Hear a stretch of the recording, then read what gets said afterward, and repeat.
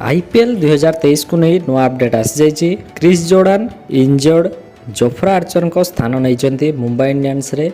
आउ जो मैच तांकर रही तीनोटी परवर्ती मैच रही आज की मैच को छाड़ी मुंबई इंडियंस मंगलवार दिन तार रिप्लेसमेंट प्लेयर घोषणा करथिला क्रिस जोर्डान को जोफ्रा आर्चर को बदले जी एवं स्वेदस फेरीजे। अवशिष्ट आईपीएल रो मैच गुड़िक रिप्लेसमेंट भाव में नि क्रिस जोर्डान जी कि आईपीएल डेब्यू करते 2016 मसीह से आईपीएल 28 मैच खेली और 27 विकेट नहीं। इंग्लैंड यही तारका इंग्लैंड 87 टी20 मैच खेली और 96 विकेट नहीं। क्रिस जोर्डान 2 कोटी टंका मूल्य मुंबई इंडियंस रे जोग दौरान आज मैच से अवेलेबल रहिबे और आरसीबी विपक्ष में खेलवा पाखापाखि सुनिश्चित।